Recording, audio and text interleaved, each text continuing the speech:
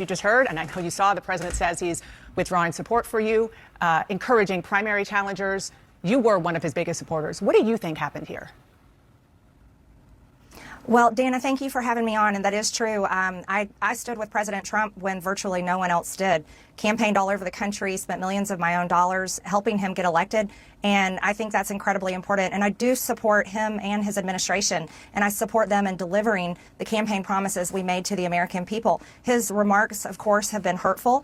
However, I have something in my heart that I think is incredibly important for our country, and that is to end the toxic fighting in politics. And this has been going on for years, and it has divided our country, split up friends and families, neighbors, and it's not solving our problems. The most hurtful thing he said, which is absolutely untrue, is he called me a traitor, and that is so extremely wrong. And those are the types of words used that can radicalize people against me and put my life in danger. What do you think happened? What do you think is the reason for this? Unfortunately, it has all come down to the Epstein files, and that is shocking. And, you know, I stand with these women. I stand with rape victims. I stand with children who are in terrible sex abuse situations. And I stand with survivors of trafficking and those that are trapped in sex trafficking. And I will not apologize for that. I believe the country deserves transparency in these files. And I don't believe that rich, powerful people should be protected if they have done anything wrong. And so I'm standing with the women, and I will continue to do my small part to get the files released. You said on X yesterday, quote, "It's astonishing really how hard he's fighting to stop the Epstein files from coming out, and that it really makes you wonder what is in those files." Are you suggesting there's something in the Epstein files that President Trump does not want Americans to see? Well, I think that's the part that has so many people confused, is that the women themselves that I have talked to have over and over again said that Donald Trump did nothing wrong.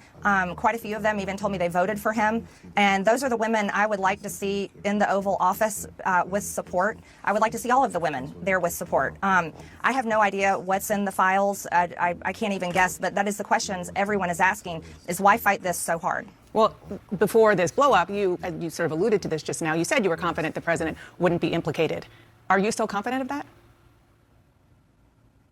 I'm listening to the women. Those are the ones that are saying that he did nothing wrong. Virginia Giuffre even said under oath that Donald Trump did nothing wrong, and she wrote it in her book. So I'm continuing to listen to the women, and I think their voices should be the loudest. The president said the reason that you have been critical of him is not necessarily Epstein, but because he pushed you not to run for the Senate or for governor in Georgia. How and when did he do that?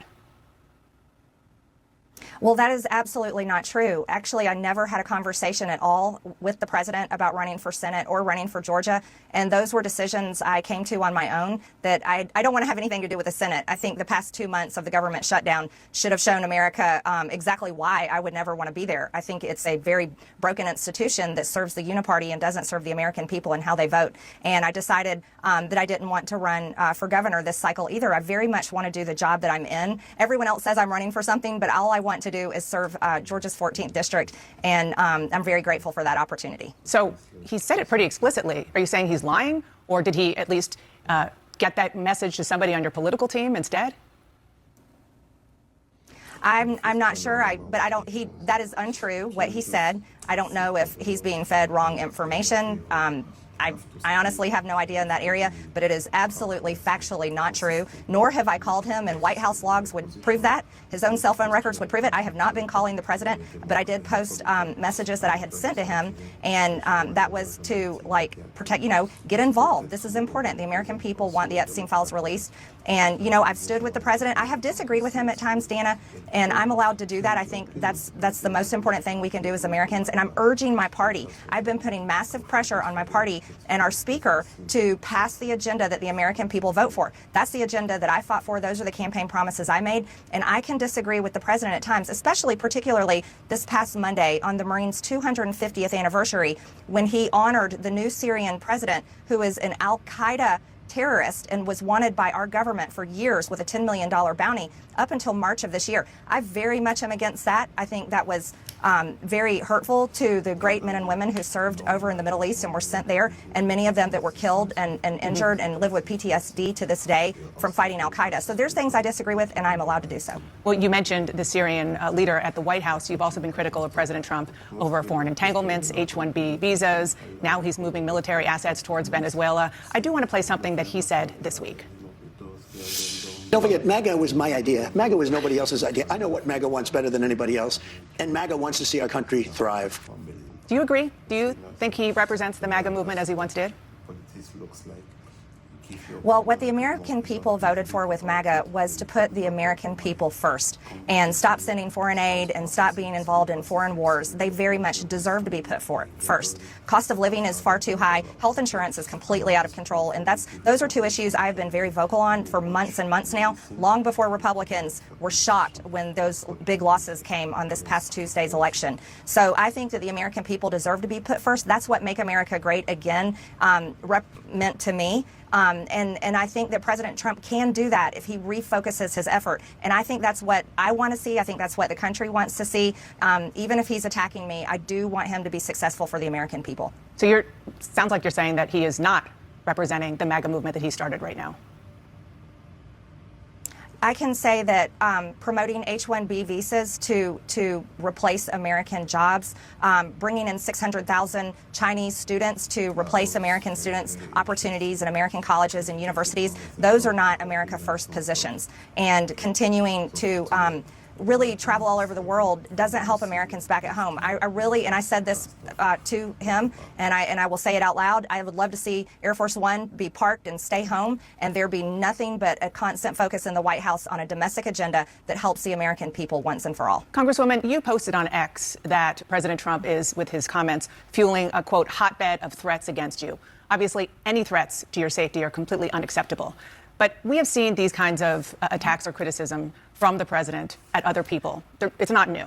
And with respect, I haven't heard you speak out about it until it was directed at you. Dana, I think that's fair criticism. And I would like to say humbly, I'm sorry for taking part in the toxic politics. It's very bad for our country.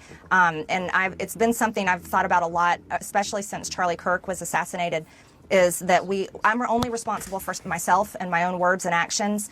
And I am committed, and I've been working on this a lot lately, to put down the knives in politics. I really just want to see people be kind to one another, and we need to figure out a new path forward that is focused on the American people, because as Americans, no matter what side of the aisle we're on, we have far more in common than we have differences. Yeah. And we need to be able to respect each other with our disagreements. So just to put a button on this, you regret the things that you have said and posted in the past, the Facebook post that was taken down of you in 2020 holding a gun alongside the squad, encouraging people to go on the offense against the socialists, liking a tweet of somebody calling for the execution of Nancy Pelosi and former President Obama. Just examples.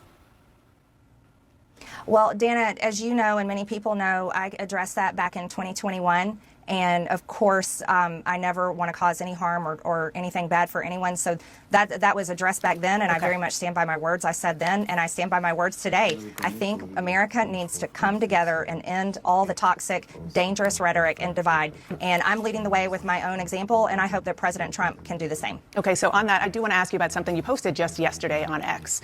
You questioned who and what country is putting so much pressure on Trump to keep the Epstein files hidden. And you included a picture about donations from pro-Israel lobbying group AIPAC. What are you trying to say there? Mm-hmm.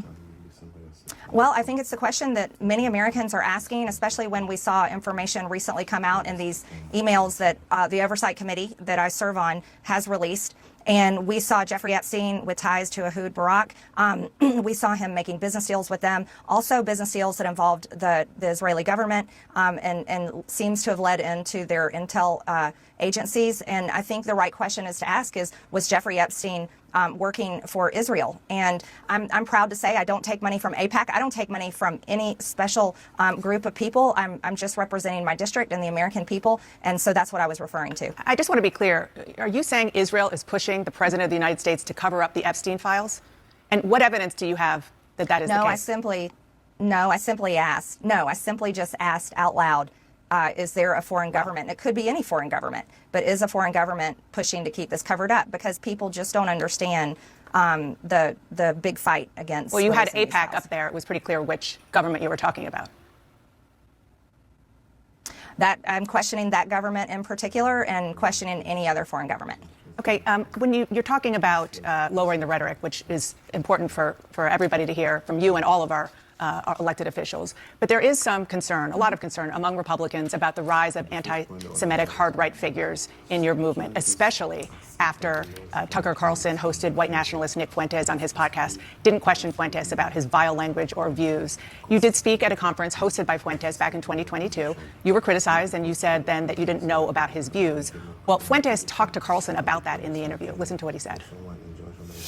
Well, again, with Marjorie, I was a friend of hers, and she spoke at my conference, and then the day after, she pretended like she didn't know me. She pretended like she didn't know me and lied and said I had no idea the conference I was speaking at. She knew exactly what it was.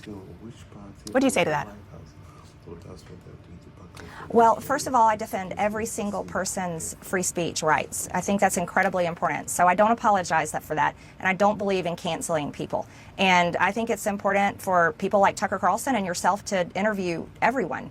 I don't believe in trying to cancel someone by refusing to interview them and question them. And I did speak at his conference back in 2022. However, I don't know Nick Fuentes.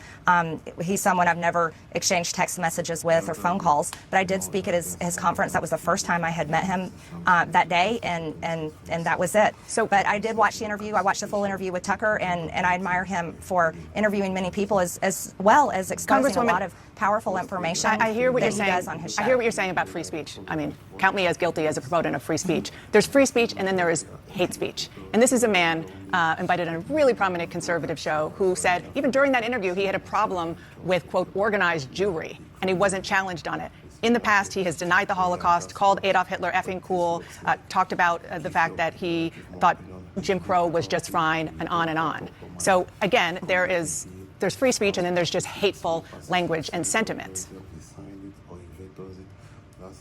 Well, Dana, again, I told you on this interview that I'm committed to ending the toxic politics, and I think I don't want to have anything to do with it. You should have Nick Fuentes on your show, and you could ask him questions about that. I myself am not anti-Semitic. I have never criticized the Jewish people or said anything about them in particular. I am critical of the government of Israel, and I can criticize any government I want to in the entire world as well as our own. And a lot of the times I'm criticizing our own government for failing the American people. And I think that needs to be the focus, and that's the most important thing people care about, is being able to afford groceries, housing, health insurance, and having a good quality of life. Yeah, and I hear you saying you're not anti-Semitic, and you've said it before, and some of the posts that you have put up, which you have apologized for, certainly have tropes in them that have been used historically against Jews. But I do want to end this conversation with a question to you, and that is, do you see a situation where you and President Trump can make up? And if not, do you think you have a future in the GOP?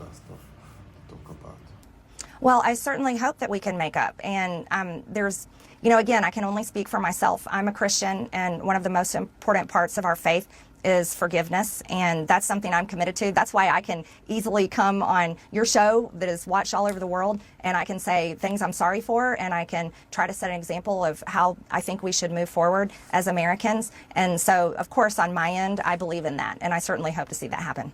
Congresswoman Marjorie Taylor Greene, I appreciate you coming on this morning. Thank you so much. Thank you, Dana.